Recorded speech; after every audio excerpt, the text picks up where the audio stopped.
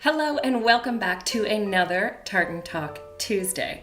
This week we are going to talk all about Highland dancing. So let's jump right in.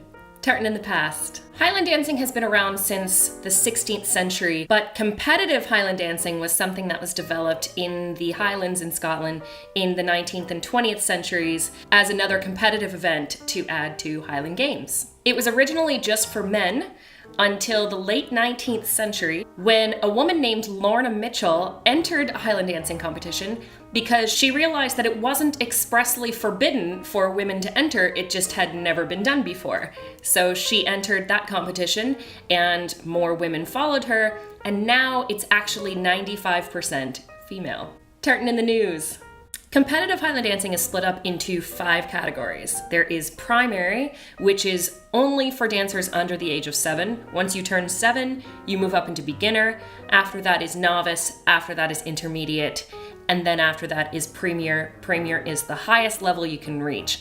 There are lots of different rules and regulations on how to move up in between those categories, but ultimately you reach premier. That is the highest level that you can go, and it is the level you have to reach in order to dance in any championship. With the exception of the primary level, because it's already just under the age of 7, every different category that I already mentioned is split up into different age categories within each of those levels. So predominantly you're only dancing against people that are your own age in your same level of competition. And premier is no exception. There's also age levels within the premier category as well. Championships in Highland dancing are very highly regulated. There are very specific rules for the costumes the dancers wear, and each year the governing body, the Scottish Official Board of Highland Dancing, or SOBHD, releases their set of championship steps. Younger dancers have different sets of steps from the older dancers, but that means that every single championship that year, every single dancer is dancing the exact same steps.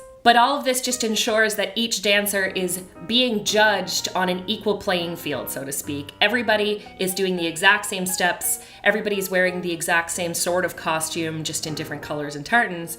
So it really comes down to technique and timing, and everything has to be very, very, very precise, especially at the championship level. This means that the competition is very tough, and they have championships all over the world. However, this weekend is the pinnacle of all championships. It is the World Highland Dancing Championships, held in Dunoon in Scotland, and it is at the Cowal Highland Games every single year. So dancers compete in a qualifying round on Friday in their different age categories, and on Saturday, the top 60 dancers in the world compete against each other to become one of the 3 world champions of Highland dancing. Unlike in regular championships or regular competitions, the age categories are narrowed into just 3 sections. There is juvenile, which is for anybody under the age of 16, 15 and under.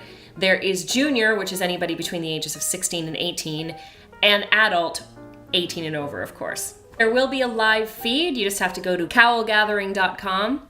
and you can watch the live feed on the day of the championships if you so wish. This competition, by the way, these World Highland Dancing Championships, this is all held outside on a stage in the middle of the field. So no matter what the weather is like, these girls brave all the conditions to dance their hearts out and leave it all on the stage and hope for the best at the World Highland Dancing Championships. One last little interesting piece of information. Competitive Highland dancing is one of the only sports in the world where men and women compete against each other equally.